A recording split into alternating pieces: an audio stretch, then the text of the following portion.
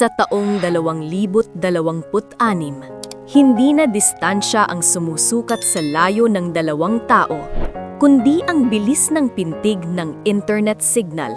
Sa mundong ito, ang pag-ibig ay hindi na nasusulat sa mga liham, kundi sa mga data packets na naglalakbay sa ilalim ng dagat at sa gitna ng kalawakan.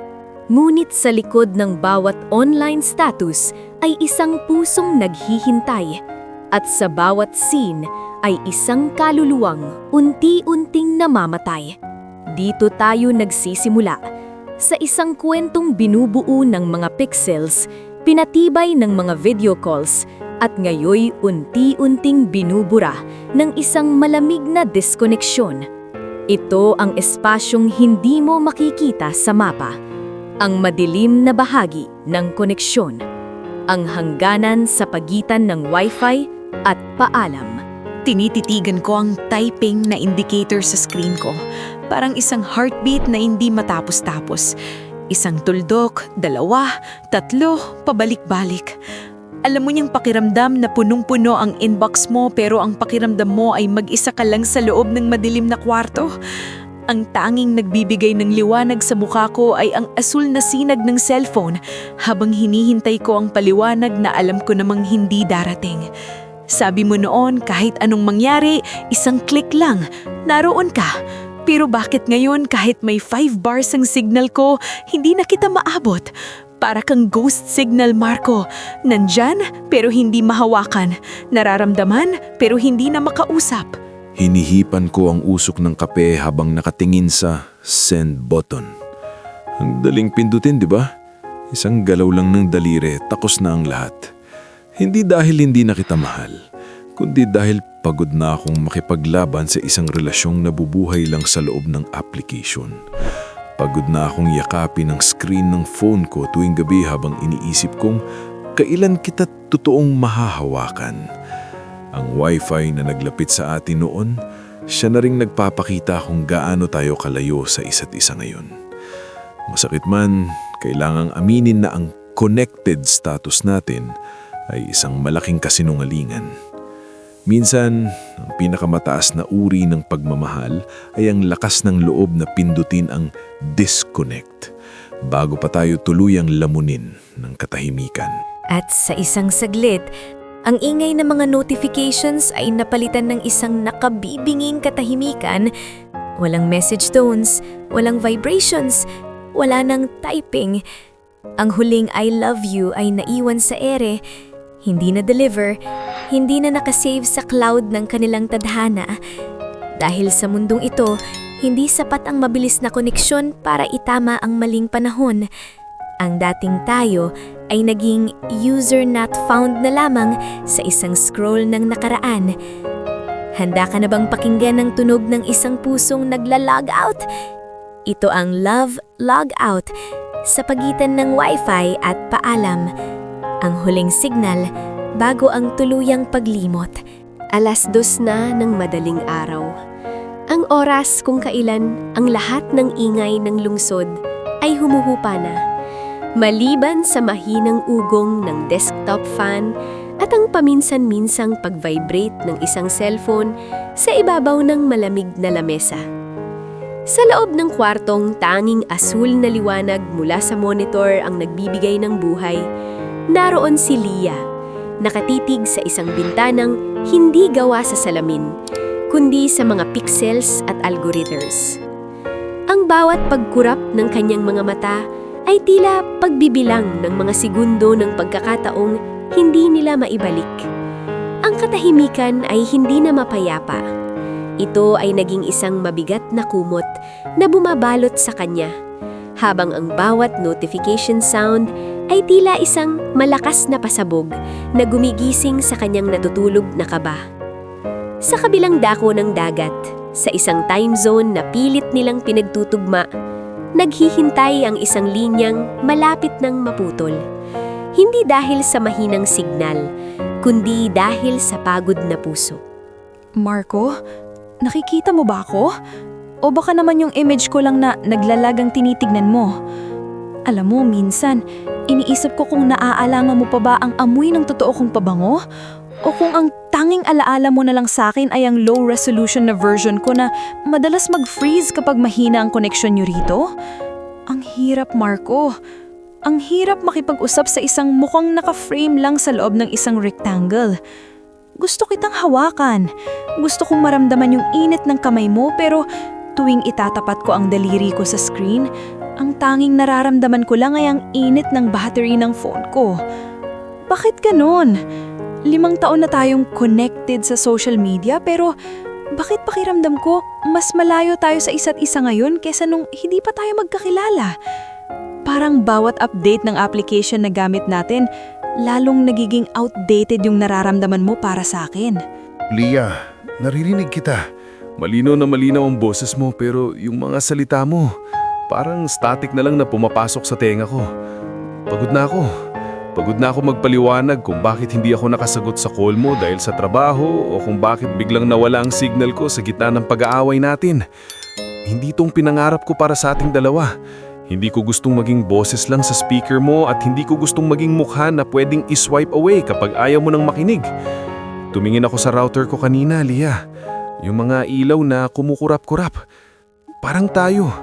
Mabilis, makulay, pero sa isang iglap, pwedeng mamatay kapag nawalan ng kuryente. Gaano ba katatag ang isang pag-ibig na nakadepende lang sa kuryente at signal? Siguro, ang kailangan nating aminin ay hindi ang distansya ang pumatay sa atin, kundi ang pagod na kailangang laging maging online para lang patunayang mahal pa natin ang isa't isa. Anong ibig mong sabihin, Marco? Nasusuko ka na lang dahil lang sa mahinang koneksyon? Na dahil lang sa pagod ka na sa screen, itatapon mo na ang lahat ng pinag-usapan natin sa loob ng 3 taon? Samagot ka! Huwag mong gamitin ang poor connection bilang dahilan para mag-escape sa usapan na to. Nakikita ko yung mata mo. Alam kong nandyan ka pa. Huwag mong pindutin ang mute. Please, Marco, huwag kang mag-mute. Sabihin mo sa akin sa harap ng kamera na ito na wala na tayong pag-asa, na hindi mo na kayang hintayin hanggang sa susunod na flight ko. Huwag mo akong iwan sa ere habang naka-livestream ang sakit ko. Ang daya-daya mo. Ang daling mag-log out para sa'yo, pero ako, maiiwan ditong nakatitig sa blankong screen. Naghihintay sa reconnecting na symbol na alam kong hindi na maglo-load kailanman. Tumigil ang lahat. Ang mukha ni Marco sa screen ay nag-freeze sa isang ekspresyong puno ng pait at pagsisisi. Isang maliit na icon ng umiikot na bilog ang lumabas sa gitna ng kanyang mukha. Ang loading sign na naging huling hininga ng kanilang ugnayan.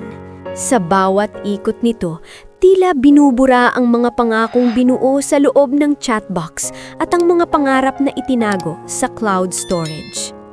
Maya-maya pa, ang video call ended na mensahe ay lumitaw sa screen, kasing lamig ng yelo at kasing talim ng kutsilyo.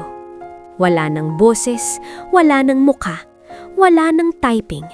Ang tanging natira ay ang sariling refleksyon ni Leah sa madilim na screen ng kanyang cellphone. Isang babaeng mag-isa sa isang kwartong puno ng teknolohiya pero walang kahit anong koneksyon. Ang wifi ay nananatiling bukas pero ang pintuan ng kanilang puso ay tuluyang nang nagsara. Welcome sa unang gabi ng kanilang pagla-log out. 1 minuto, 5 minuto, 10 minuto. Paulit-ulit kong inire-refresh ang profile mo. Umaasa na baka magbago ang last scene mo. Na baka biglang magi-green ang maliit na bilog sa tabi ng pangalan mo at sabihing, active now. Alam mo ba ang pakiramdam na maging alipin ng isang algorithm? Para akong baliw na tinititigan ng screen. Binabasa ang mga lumang usapan natin mula noong nakaraang taon. Pilit na hinahanap kung saan tayo nagkamali, kung kailan nagsimulang lumamig ang mga chat mo. Bawat scroll ko sa itaas, bawat backread ko sa mga I love you mong may kasama pang heart emoji, parang kutsilyong humahati sa dibdib ko. Bakit ang daling burahin para sa'yo ang lahat? Isang click lang ng log out? Parang hindi tayo nagpuyat ng libo-libong gabi para lang mag-usap tungkol sa hinaharap? Ang cellphone ko, na dati ay simbolo ng saya dahil ikaw ang laging nasa kabilang linya, ngayon ay naging isang malamig na piraso ng bakal at salamin na nagpapaalala sa akin na mag-isa na lang ako sa ere. Nakatitig lang ako sa kisame habang ang cellphone ko ay nakataob sa lamesa. Patuloy na nagva-vibrate dahil sa mga sunod-sunod na notifications mo. Nararamdaman ko ang bawat yanig nito, parang mga mahihinang katok sa pinto na ayaw kong buksan. Hindi dahil sa galit ako, kundi dahil wala na akong lakas na magpaliwanag pa. Nakakapagod palang maging always available sa mundong hindi ka naman talaga naroroon. Tinitignan ko ang paligid ng kwarto ko. Ang mga libro, ang mga gamit na hindi mo kailanman nahawakan, ang upuang hindi mo kailanman naupuan. Lahat ng ito ay totoo, pero bakit parang mas totoo pa sa akin ang boses mo sa loob ng speaker? Iyon ang nakakatakot, Lia. Nakalimutan ko na kung paano mamuhay sa mundong hindi mo kailangang i-charge ang battery para lang makasama ang taong mahal mo. Ang katahimikang ito kahit masakit ay ang tanging paraan na alam ko para mahanap muli ang sarili ko na matagal nang nawala sa pagitan ng mga data plans at video calls. Marco, nakikinig ka ba? Magre-record ako ng voice note kahit alam kong hindi mo naman ito pakikinggan. Gusto ko lang sabihin na ang daya-daya mo kasi iniwan mo akong reconnecting sa gitna ng bagyo. Alam mo ba kung gaano kahirap matulog na ang huling imahe mo sa isip ko ay yung nag-freeze na mukha mo sa screen? Para akong nanonood ng pelikulang pinutol sa gitna ng climax. Sinubukan kong i-delete ang thread natin, sinubukan kong i-uninstall ang lahat ng apps na nag-uugnay sa atin, pero paano ko buburahin ang boses mo na naka-record na sa utak ko?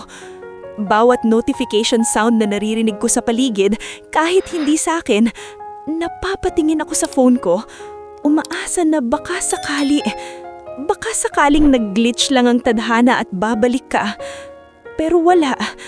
Ang tanging sagot sa akin ay ang sarili kong boses na umaalingaw-ngaw sa empty chat box natin. Para akong nagsasalita sa isang balon na walang katapusang nalalim. Inagot ko ang phone ko, hindi para sumagot, kundi para iswipe ang Do Not Disturb mode. Nakita ko ang preview ng message mo, isang mahabang talata ng sakit at pagsusumamo. Huminga ako ng malalim at ipinikit ang aking mga mata.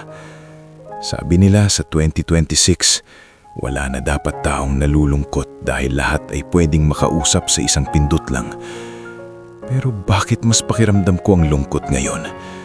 Ang bawat notification na dumarating mula sa iyo ay parang isang error message sa system ng buhay ko. Kailangan kong gawin ito, Lia. Kailangan kong maging user not found muna para malaman ko kung sino pa ako kapag wala ng signal na nagdurugtong sa atin. Pinatay ko ang router. Isang pindot lang at ang lahat ng ilaw na kumukurupat ay namatay. Sa dilim, doon ko lang naramdaman ang tunay na bigat ng paalam. Hindi ito isang digital na utos. Ito ay isang pisikal na paglayo na kailangan nating parehong harapin. Kahit gaano pa tayo kagaling magtago sa likod ng ating mga profile. Sa gabing iyon, ang signal na dati ay nagsisilbing tulay ng kanilang mga pangarap ay naging isang pader na hindi na kayang tibagin ng anumang lakas ng internet. Ang online status na dati ay simbolo ng pag-asa, ngayon ay isa ng paalala ng isang presensyang hindi na maaabot. Sa mundong puno ng koneksyon, dalawang tao ang mas piniling malunod sa katahimikan kaysa lumutang sa mga kasinungalingan ng digital na intimacy. Ang bawat unsent message at bawat unread notification ay naging mga digital na libingan ng isang pag-ibig na binuo sa cloud, pero gumuho sa lupa. Ang Wi-Fi ay nanatiling tahimik, ang logout ay naging final, at sa pagitan ng kanilang mga screen, ang tanging naiiwan ay ang malamig na liwanag ng isang scene zone na wala ng bukas. Ito ang katotohanan ng pag-ibig sa 2026. Madaling mag-connect, Pero napakahirap mag-move on kapag ang puso mo ay nakasync pa rin sa taong matagal na palang nag-log out. Lumabas ako ng bahay ngayon. Bit-bit ang cellphone kong wala ng silbi dahil wala namang mensaheng dumating mula sa'yo. Naglakad-lakad ako sa parke kung saan plano nating magkita sana sa susunod mong pag-uwi. Pero ang tanging kasama ko lang ay ang malamig na hangin at ang ingay ng mga taong abala sa kani-kanilang screens. Nakakatawa, di ba? Napapaligiran ako lang teknolohiya, mga holographic ads, mga mabibilis na sasakyan, at mga taong naka-VR glasses. Pero ang pakiramdam ko ay nasa isang lumang pelikula na walang kulay. Tiningnan ko ang bench kung saan mo sinabing uupo tayo habang magkahawak kamay. At bigla kong naisip, ang pag-ibig ba natin ay isang software update lang na biglang naging incompatible sa realidad? Sa mundong ito na lahat ay instant, bakit ang paglimot sa'yo ay parang isang napakabagal na download na laging nag-e-error sa gitna? Ang sakit makita na ang mundo ay patuloy sa pag-ikot habang ako ay nakastuck pa rin sa huling timestamp ng huling pag-uusap natin. Nakaharap ako sa gallery ng phone ko at ang bawat thumbnail ng picture mo ay tila isang maliit na bintana sa isang nakaraang hindi ko na pwedeng balikan. Isa-isa ko silang pinipili. Ang mga screenshots ng tawanan natin, ang mga videos mong kumakanta habang gulo-gulo ang buhok mo, at ang mga stolen shots mo sa video calls na palihim kong kinuha dahil ang ganda-ganda mo sa paningin ko. Bawat click ko ng select all, bawat dampi ng daliri ko sa basurang icon sa screen, parang binubura ko na rin ng isang bahagi ng pagkatao ko. Hindi ito katulad ng pagtatapon ng lumang gamit. Ito ay pagbura sa mga ebidensya na minsan ay naging masaya ako sa piling mo, kahit sa loob lang ng isang maliit na gadget. Sabi nila, ang clear cache ay para bumilis ang takbo ng system. Pero habang binubura ko ang mga alaala mo, lalong bumibigat ang bawat hinina ko. Siguro dahil ang pag-ibig ay hindi lang data. Ito ay dugong dumadaloy na hindi kayang i-archive o i-delete ng walang sugat na naiiwan. Sinubukan kong tawagan ang number mo sa huling pagkakataon, hindi dahil umaasa akong sasagot, kundi dahil gusto kong marinig ang boses mo sa voicemail, ang taning offline na version mo na natitira sa akin. Pero ang sumagot ay ang mechanical na boses ng operator. The subscriber you are calling is out of coverage area. Out of coverage area. Ang ganda ng term, di ba? Ang sarap pakinggan, parang mas madaling tanggapin kesa sa katotohanang ayaw na niya sa iyo. Out of coverage ka na sa buhay ko, Marco. Wala ka na sa radar ng mga pangarap ko. Ang dating broadband connection natin, naging dial-up na lang hanggang sa tuluyang naputol. Itinapon ko ang phone ko sa bag at tumingin sa langit.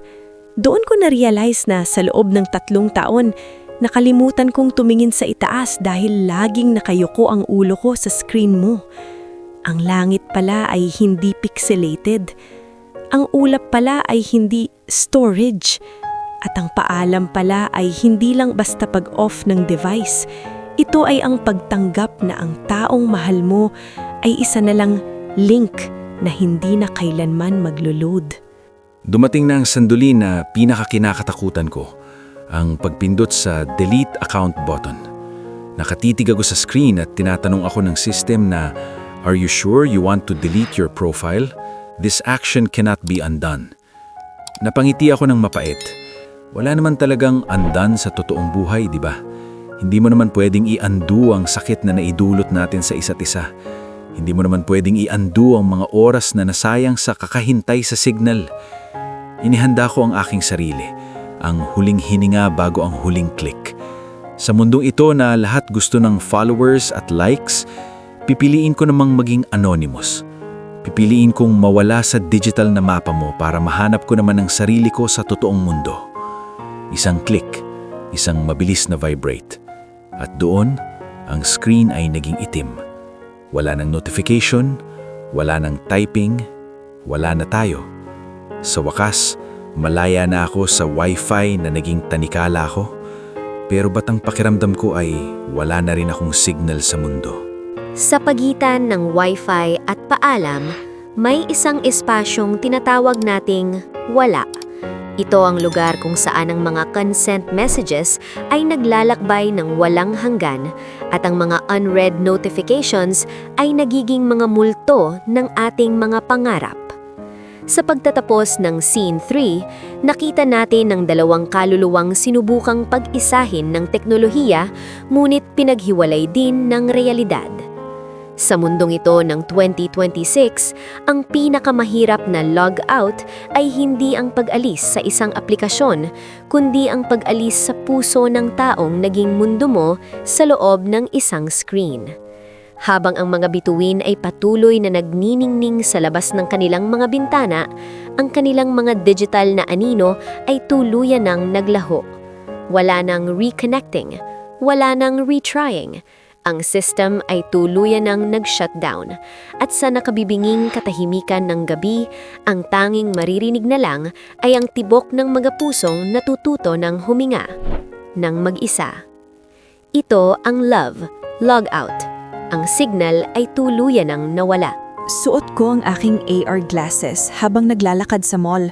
Sinusubukang ituon ang atensyon sa mga digital seals na lumilitaw sa paligid ko. Pero traidor ang teknolohiya, Marco. Biglang nag-pop up ang "On this day" notification sa gilid ng paningin ko. Isang 3D memory noong nakaraang taon.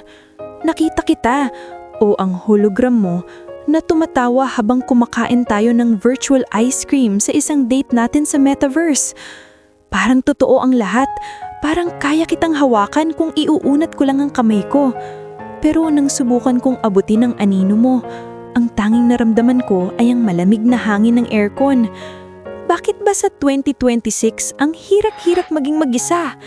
Kahit saan ako lumingon, pilit na ibinabalik ng algorithm ang mga piraso mo na pilit ko nang itinatapon. Para akong binubulag ng mga pixels ng nakaraan at bawat hakbang ko palayo sa'yo, lalong hinihila ng mga smart ads ang puso ko pabalik sa panahong tayo pa ang default setting ng buhay ko. Sinubukan kong i-download ang mga bagong dating apps, yung mga gumagamit ng AI matching para hanapan ako ng perfect compatibility para hindi na ako mahirapan. Marami akong nakamatch, mga babaeng magaganda ang avatars, mga boses na kasing lambing ng musika at mga taong handang makipag-chat hanggang umaga. Pero alam mo kung anong problema, Lia? Habang binabasa ko ang mga messages nila, ang hinahanap ng mga mata ko ay ang mga typo mo. Ang hinahanap ng tenga ko ay ang kakaibang tawa mong hindi kayang i-replicate ng kahit anong high-end na AI. Mga bagong connection na ito ay parang fast food. Mabilis, madali, pero hindi nakakabusog. Nakaupo ko sa tapat ng monitor ko, napapaligiran ng mga virtual na kaibigan, pero ang pakiramdam ko ay mas mag-isa pa ako kaysa nung tayo lang dalawa ang magkausap sa gitna ng mahinang signal. Ang dali-daling humanap ng kapalit sa screen, pero napakahirap humanap ng kapareha para sa kaluluwa. Ganito? Ganito ang kalagayan ko? Ganito ang hinaharap ko sa 2026? Diyos ko, ano itong nagawa ko? Sa sobrang lalim ng pagsustok ko sa lumang profile mo, nadulas ang daliri ko. Isang like sa post mo mula noong 2024. Isang segundo lang yon bago ko mabilis na in-unlike. Pero alam ko ang system ng 2026. Naka-push notification na yan sa smartwatch mo. Siguradong nakita mo. Siguradong alam mo na binabantayan ko pa rin ang bawat galaw mo. Gusto kong lamunin ng lupa. Gusto kong i-deactivate ang lahat ng accounts ko sa sobrang hiya. Para akong kriminal na nahuli sa akto. Ang unlike button ay hindi kayang bawiin ang abiso na dumating na sa screen mo. Sa loob ng ilang segundong yon, muling nabuhay ang koneksyon na pinutoy natin. Para akong tumatawag sa iyo at binabaan ka agad ng telepono bago ka pa makasagot. Nararamdaman mo ba ang kaba ko, Marco? O baka naman nakangiti ka na yon habang iniisip na hanggang ngayon nakakulong pa rin ako sa digital na bilangguan mo? Nag-vibrate ang relo ko habang nagluluto ako ng hapunan. Isang pangalan ang lumitaw sa display. Isang pangalan na akala ko ay hinding-hindi ko na makikita. Lia Gonzalez liked your photo. Tumigil ang mundo ko. Alam kong hindi mo sinadya. Alam kong aksidente lang lahat. Pero bakit ganun kabilis ang tibok ng puso ko? Tinitigan ko ang screen ng relo ko hanggang sa mawala ang notification. Pero ang pangalan mo ay nananatiling nakaukit sa isip ko. May bahagi sa akin na gustong mag-message ang itanong kung kamusta ka na, kung okay ka ba sa kabilang panig ng mundo. Pero pinigilan ko ang sarili ko. Ang isang like ay hindi sapat na dahilan para buksan muli ang sugat na kakatahi pa lang. Pero ang hirap magpanggap na wala akong nakita. Ang teknolohiya ay parang nanunukso. Pilit tayong pinagtatagpo sa mga maliliit na paraan. Sinusubukan kung gaano katatag ang ating paalam. Sa gabi na ito, ang like mo ay naging isang multo na tumabi sa akin sa pagtulog. Nagpapaalala na ang pagkakahiwalay natin ay isang manipis lang na ilusyon. Sa mundo ng 2026, walang tunay na pagtatapos. Dahil ang bawat data na iniwan natin ay may sariling buhay. Ang mga algorithms ay walang puso. Wala silang pakialam sa sakit ng nakaraan. Ang tanging alam nila ay ang pagdurugtong ng mga puntos na akala natin ay wala na. Sa Scene 4, nakita natin na ang isang simpleng notification ay kayang gumiba sa pader na binuo ng ilang linggong katahimikan. Ang digital footprint natin ay hindi lang mga numero at code.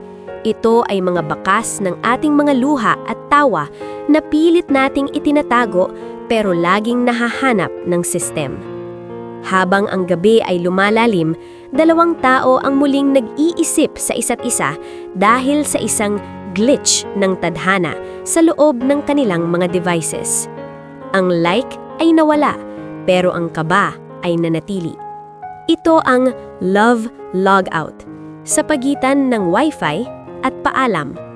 Ang algorithm ay nagsisimula pa lang maglaro at walang sino man ang handa sa susunod na update. Akala ko ba kapag nag-log out ka na, tapos na ang lahat? Pero bakit pati ang mga kaibigan natin parang naging kasabwat ng tadhana? Nag-flash sa smart mirror ko ang isang interactive invitation para sa 10th anniversary party ng dati nating tropa sa kolehiyo. At doon, sa ilalim ng confirmed guests, nakita ko ang pangalan mo, Architect Marco Dizon, kasama ng isang maliit na green dot na nagsasabing attending via spatial audio. Biglang bumalik ang lahat ng kaba sa dibdib ko. Hindi ko alam kung dapat ba akong mag-click ng not attending o kung magpapanggap ba akong hindi ko nakita ang notification na yon. Ang hirap sa mundo natin ngayon. Bawat social event ay may digital paper trail. Kapag hindi ako sumulpot, iisipin nilang apektado pa rin ako. Kapag sumulpot naman ako, paano kung bigla tayong i-match ng system sa isang private breakout room? Ang algorithm ng pagkakaibigan ay walang preno. Pilit tayong ipinagsasama sa isang frame kahit ang gusto ko lang ay magtago sa pinakamadilim na sulok ng internet. Nakatanggap din ako ng imbitasyon at sa totoo lang, muntik ko nang i-delete. Pero alam kong makakahalata sila. Sa mundong ito na lahat tayo ay nakasync sa isang global server, ang pag-iwas sa isang virtual party ay parang pag-aamin na talo ka sa laban ng paglilimot. Tinignan ko ang guest list at nandun ka, Lia. Nakastatus na maybe. Alam kong nagdadalawang isip ka rin. Alam kong tinititigan mo rin ang pangalan ko gaya ng pagtitig ko sa pangalan mo. Tinanong ako ng AI assistant ko, Architect, do you want to set a reminder for the event? Gusto kong sumigaw at sabihing hindi. Pero ang tanging nasabi ko lang ay, yes. Siguro gusto ko lang makita kung paano ka na ngayon. Gusto kong malaman kung ang boses mo ba ay kasing lamig pa rin ang huli nating pag-uusap o kung nakahanap ka na ng bagong signal na magpapasaya sa'yo. Ang party na ito ay hindi para sa mga kaibigan natin. Ito ay isang arena kung saan susubukin kung sino sa ating dalawa ang unang bibigay. Nag-ayos ako ng avatar ko.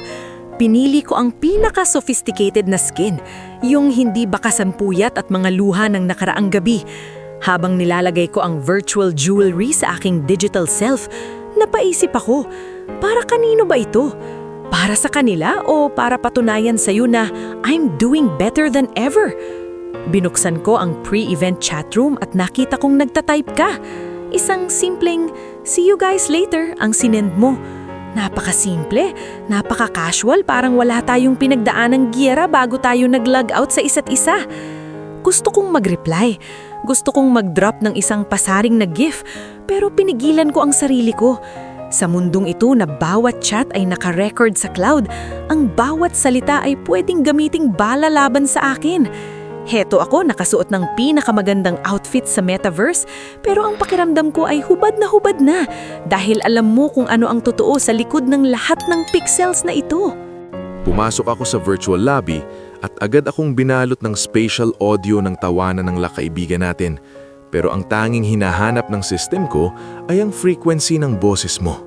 Sabi nila, ang 2026 ang panahon ng ultimate connection. Pero bakit pakiramdam ko ay lalo tayang naging disconnected sa gitna ng maraming tao? Nakita kita sa malayo. Ang avatar mo ay nakatayo malapit sa fountain na paligiranan ng mga mutual friends natin. Gusto kong lumapit. Gusto kong pindutin ang request private interaction pero nanigas ang mga kamay ko. Natatakot ako na baka kapag narinig ko ang boses mo sa high-definition audio ay gumuho ang lahat ng pader na itinayo ko. Mas madaling mag-ghost sa chat kaysa mag-ghost sa isang interactive environment kung saan kitang-kita ang bawat galaw ng bawat isa. Ang distansya natin sa loob ng server ay 10 metro lang, pero sa totoong buhay, parang nasa kabilang dako ka na ng universe.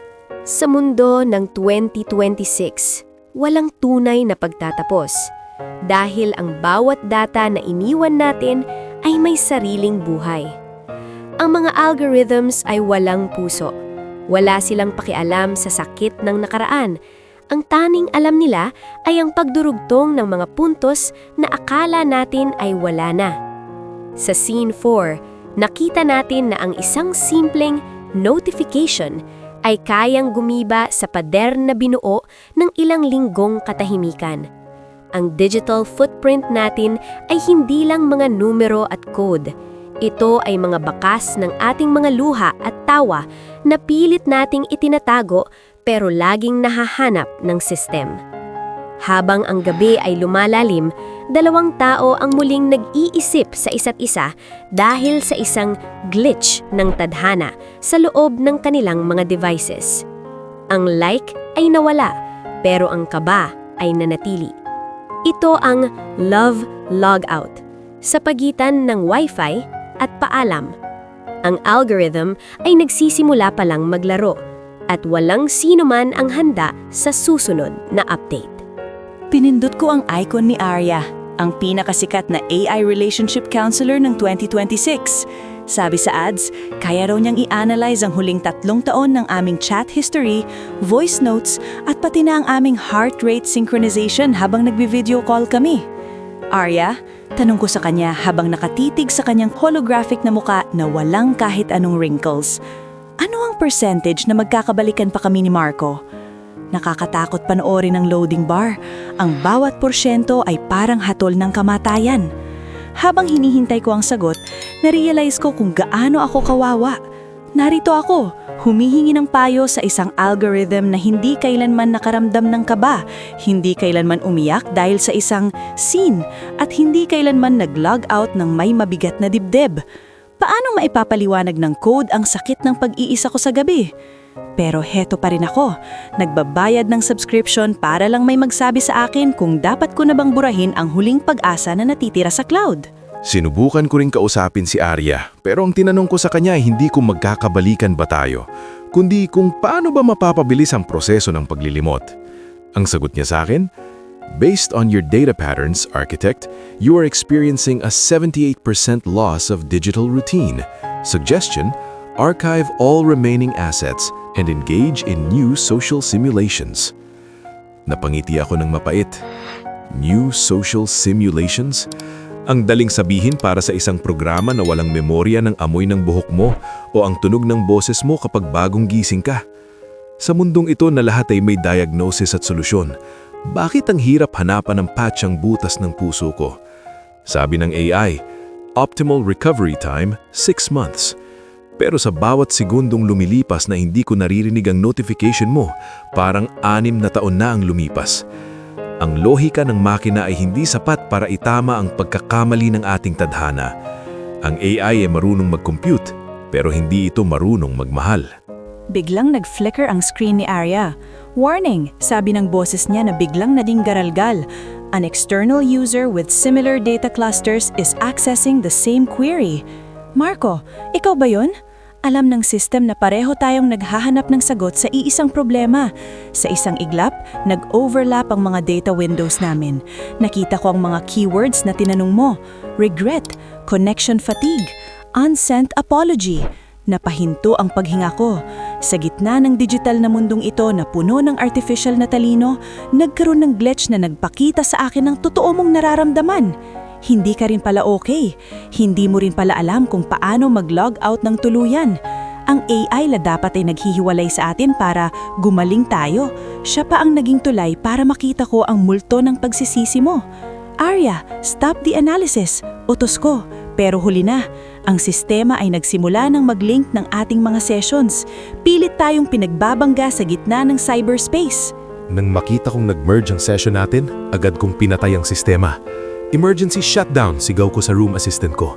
Ayaw kong makita mo ang mga queries ko. Ayaw kong malaman mong hanggang ngayon, ikaw pa rin ang pinaka-search na keyword sa utak ko. Ang hiya ay mas matindi pa sa sakit. Sa taong 2026, wala na tayong privacy. Pati ang ating kalungkutan ay pwedeng i-cross-reference ng isang kumpanya. Lumabas ako sa terasa at huminga ng malalim. Ayoko nang magtanong sa AI. Ayoko nang magtanong sa algorithm. Kung mag-uusap tayo, gusto ko ay hindi dahil sinabi ng isang program na it's 90% compatible. Gusto ko ay dahil hindi ko na kayang hindi kakausapin. Pero sa ngayon, mas pipiliin ko muna ang katahimikan ng totoong mundo kaysa sa ingay ng mga kalkuladong damdamin. I'm logging out for real this time, Arya. No more queries, no more diagnostics. Sa pagtatapos ng Scene 6, napatunayan nating ang teknolohiya ay may hangganan. Maaari nitong imapa ang ating mga galaw. Maaari nitong hulaan ang ating mga susunod na chat. Pero hinding-hindi nito kayang sukatin ang bigat ng isang sana. Ang AI ay naging salamin lang ng kanilang sariling takot at pangungulila. Isang glitch sa system na nagpapaalala na ang tao ay hindi kailanman magiging sapat na debaterya para hindi masaktan.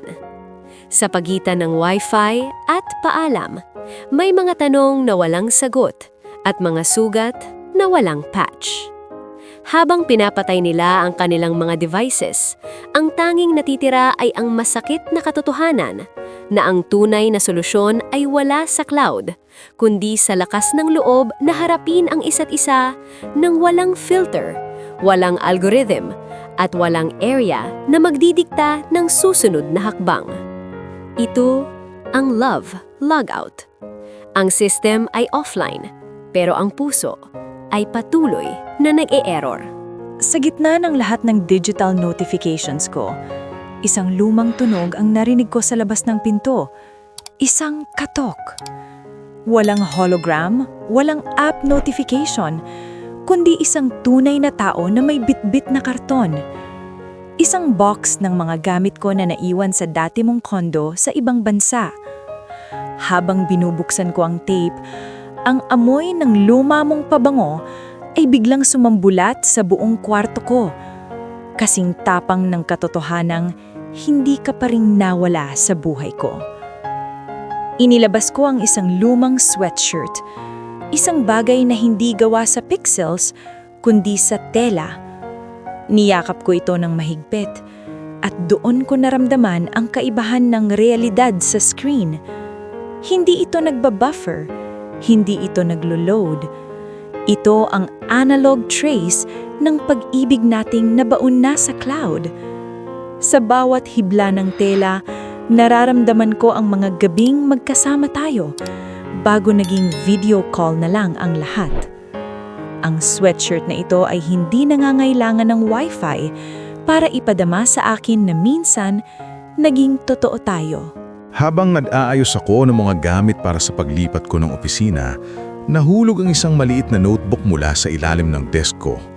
Hindi ito digital notepad. Ito ay papel. May mga gusot, may mga manchas ng kape, at may sulat kamay mo. Binasa ko ang isang maikling note na iniwan mo roon bago ka lumipad pa uwi ng Pilipinas. See you in the next login. And hopefully in the next life where distance doesn't exist. Nakakatawa, di ba? Sa mundong 2026 kung saan ang lahat ay nakasave sa servers, ang pinakamahalagang mensahe na natanggap ko mula sa iyo ay ang pirasong ito ng papel na muntik ko nang makalimutan. Ang tinta ay unti-unti nang kumukupas, pero ang bawat linyang isinulat mo ay parang isang kuryenteng dumadaloy sa mga daliri ko. Dito, walang delete button, walang edit history. Ang nakasulat ay nakasulat. At sa sandaling ito, mas gugustuhin ko pang titigan ang kupas mong sulat kaysa sa pinakamalinaw na text message sa screen ko. Hinalungkat ko ang box hanggang sa makita ko ang huling bagay sa ilalim, ang paborito nating analog camera. Tiningnan ko ang film counter. May isang kuha pa na natitira. Isang pagkakataon na hindi pwedeng i-preview o i-filter. Doon ako napaupo sa sahig at humagulgol. Pagod na akong Marco. Pagod na akong makipag-ugnayan sa isang bersyon mo na laging may low battery warning. Ang mga gamit na ito, ang sweatshirt, ang camera, ang mga resibo ng sine, lahat ng ito ay ebidensya na hindi tayo gawa-gawa lang ng isang social media app. Hindi tayo content. Tao tayo. May balat na nasasaktan, may ilong na nakakaamoy, at may pusong marunong mapagod sa paghihintay sa signal. Sa mundong gusto tayong gawing digital, ang mga analog na gamit na ito ang nagsasabi sa akin na ang paalam ay hindi sapat na i-log out lang. Kailangan itong harapin sa harapan na walang screen na nakaharang. Tinitigan ko ang notebook mo sa huling pagkakataon bago ko ito inilagay sa isang ligtas na drawer. Hindi ko ito itatapon, pero hindi ko rin ito pwedeng titigan habang buhay. Sa 2026, ang pinakamahirap na gawin ay bumalik sa basic. Ang reconnecting na hinahanap ko ay hindi na signal ng Wi-Fi, kundi ang lakas ng loob na pumunta sa kinaroroonan mo na walang device na bitbit. Inilabas ko ang passport ko, ang tanging physical gateway ko papunta sa iyo. Marahil ang analog trace na ito ang kailangang hudyat para tapusin ang digital na paghihirap natin. Kung ang pag-ibig ay isang sistema, baka kailangan nating i-reset ang hardware, hindi lang ang software. Handa na akong i-log out ang takot ko at i-log in ang sarili ko sa totoong mundo mo, Lia. Kahit walang signal, kahit walang data, basta naroon ka. Sa gitna ng isang digital na sibilisasyon, ang mga analog traces ang nagsisilbing mga angkla ng ating pagkatao. Sa Scene 7, napatunayan nating ang tunay na koneksyon ay hindi nakukuha sa bandwidth, kundi sa bigat ng mga bagay na maaari nating hawakan. Ang amoy ng lumang damit, ang gaspang ng papel, at ang bigat ng isang box. Ito ang mga bagay na hindi kayang i-archive ng kahit anong technology. Habang ang gabi ay bumabalot sa kanila, ang dalawang puso ay nagsisimulang ma-realize na ang logout ay hindi ang katapusan, kundi ang simula ng paghahanap sa totoong presensya ng isa't isa. Ang Wi-Fi ay maaaring maputol, ang battery ay maaaring ma-drain, pero ang mga bakas ng nakaraan ay mananatiling totoo hanggat may pusong handang humawak sa mga ito. Ito ang love logout sa pagitan ng Wi-Fi at paalam. Ang signal ay mahina, pero ang realidad ay nagsisimula pa lang mag-load. Isinuot ko ang aking haptic suit at ibinaba ang VR headset. Sa isang iglap, nawala ang dilim ng kwarto ko at napalitan ito ng isang neon-lit digital arena, ang virtual concert ng paborito nating banda. Sabi mo sa huling chat mo bago tayo nag-away, magkikita tayo rito sa coordinates na to. Libo-libong avatars ang naglulutangan sa paligid. Bawat isa ay may kanya-kanyaw kulay, pero ang hinahanap ng mga mata ko ay ang Architect M na tag sa itaas ng ulo mo. Ramdam ko ang bawat bass ng musika sa pamamagitan ng vibrations ng suit ko, parang tunay na kuryenteng dumadaloy sa balat ko. Para akong nasa isang panaginip na kontrolado ng computer. Hinanap kita sa gitna ng digital na usok at nagliliwanag na lasers. Umaasa na sa mundong ito na walang distansya, sa wakas ay muli tayong magiging tayo, kahit man lang sa loob ng ilang kanta. Natanaw kita malapit sa main stage. Ang avatar mo ay nakasuot ng puting liwanag. Kasing ganda ng alaala mo sa isip ko. Lumapit ako ng dahan-dahan. Ramdam ang bigat ng bawat hakbang ko sa haptic floor. Lia, bulong ko sa mic. At alam kong narinig mo ito sa spatial audio ng headset mo dahil bigla kang lumingon. Sa mundong ito, walang lag ang ating pagtatagpo. Tinitigan ko ang digital mong mukha at kahit alam kong pixels lang ang nakikita ko, ang emosyon sa mga mata ng avatar mo ay kasing totoo ng sakit na nararamdaman ko. Inabot ko ang kamay mo at sa pamamagitan ng haptic sensors, naramdaman ko ang presensya ng palad mo. Hindi ito init ng balat, kundi isang artificial na pressure na pilit niluloko ang utak ko. Pero sa sandaling yun, sapat na yun. Sapat na ang maramdaman kong hindi ako mag-isa sa server na ito. Nagsimulang tumugtog ang paborito nating kanta. Yung kanta na pinangako mong isasayaw mo ako sa harap ng altar. Dito, sa gitna ng metaverse, isinayaw mo ako. Ramdam ang pag-ikot natin, ang pagdampi ng mga digital nating katawan at ang ilusyon ng init ng hininga mo. Ipinikit ko ang aking mga mata sa loob ng headset at pinaniwala ang sarili ko na narito ka talaga, na kung huhubarin ko ang salamin na ito, mukha mo ang bubungad sa akin. Pero sa gitna ng ating pagsasayaw, biglang kumislap ang paligid. Ang high latency warning ang lumitaw sa gilid ng paningin ko. Ang avatar mo ay nagsimulang mag-stutter. Ang boses mo ay naging static. Ang mundong binubuo natin sa gabing ito ay unti-unting nagtitibag. Marco, wag mo akong iwanan! Sigaw ko habang pilit kong hinahawakan ang nalalahago mong kamay. Ang haptic suit ko ay nagsimulang lumamig. Nawawala ng signal ang nararamdaman ko. Pilit kong linalabanan ng disconnection. Lia, sandali lang! Reconnecting lang ako! Sigaw ko pero alam kong wala na. Ang screen ko ay naging server timed out. Sa huling sandali bago ako tuluyang makick out sa room, tinangka kitang halikan. Isang huling tangka na madama ang pag-ibig sa gitna ng code. Pero ang tanging naramdaman ko ay ang pagtama ng headset ko sa hangin. Pagdilat ng mata ko, wala na ang neon lights, wala na ang musika, wala na ang haptic vibrations. Narito na naman ako sa tahimik at dilim na kwarto, nakaupo sa harap ng computer na may connection error na message. Ang halik na dapat ay magliligtas sa atin ay naging isang glitch lang sa system. Masakit ma-realize na kahit gaano kaganda ang teknolohiya, hindi nito kayang panindigan ang isang pagsasama kung ang tanging nag-uugnay sa inyo ay isang linyang pwedeng maputol sa isang kurap lang. Sa Scene 8, napatunayan nating ang metaverse ay isang magandang bilangguan. Isang lugar kung saan pwede nating makasama ang mga mahal natin, pero hindi natin sila pwedeng angkinin. Ang near miss ni Lia at Marco sa virtual concert ay isang paalala na sa 2026, ang pinaka-advanced na teknolohiya ay wala pa ring laban sa simpleng presensya ng isang tao. Ang halik na hindi natuloy, ang kamay na naglaho, at ang boses na naging static, ito ang mga bagong anyo ng pighati sa digital na panahon.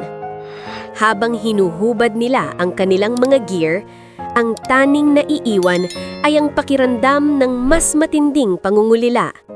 Ang Wi-Fi ay bumalik, pero ang magic ay nawala na. Malapit na tayong matapos, pero ang tanong ay mananatili. Saan ka pupunta kapag ang mundong ginawa mo para sa inyong dalawa ay nag-crash na? Ito ang Love Logout. Ang signal ay naghihingalo at ang puso ay naghihintay ng himala. Hindi ko na kaya. Pagkatapos ng nangyari sa virtual concert, na-realize ko na kung hindi ako gagalaw ngayon, habang buhay na lang kaming magiging dalawang profile na magi-intersect sa cloud pero hindi nagtatagpo sa lupa. Kinuha ko ang aking passport, ang pisikal na susi sa mundong hindi kailangan ng password. Habang tumatakbo ako sa terminal ng airport sa gitna ng mga robotic check-in counters, hindi ko tinitignan ng cellphone ko.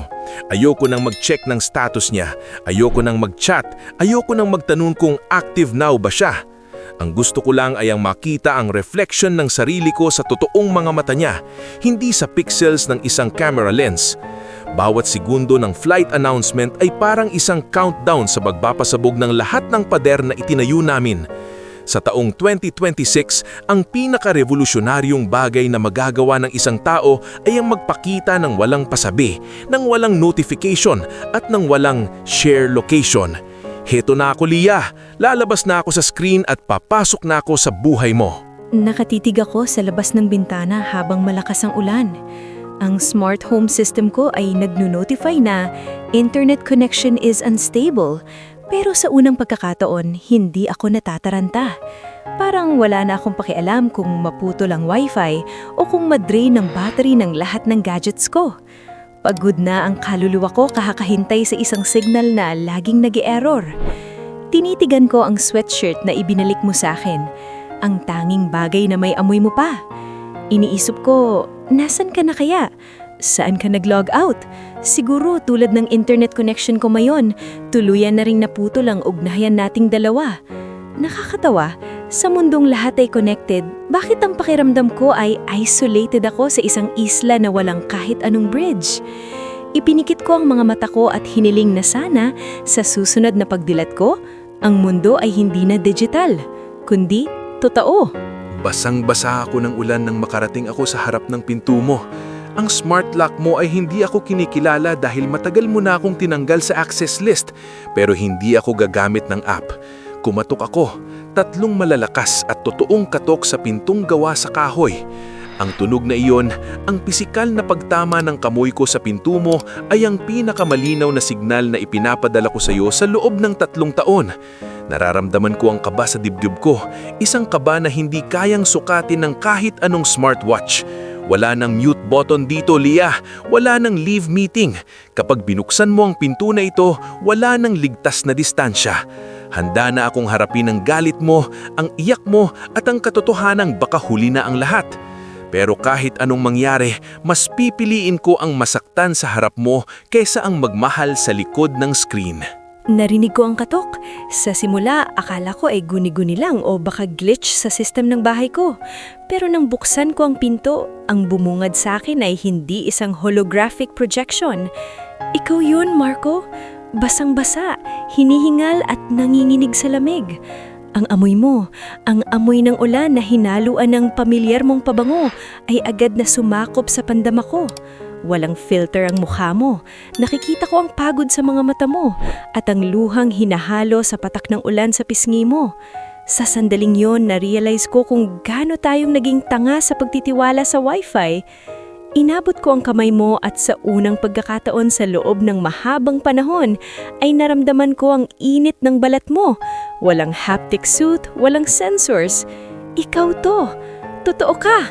At sa gitna ng dilim dahil sa power outage ng bagyo, dun ko nahanap ang pinakamalinaw na signal sa buong buhay ko.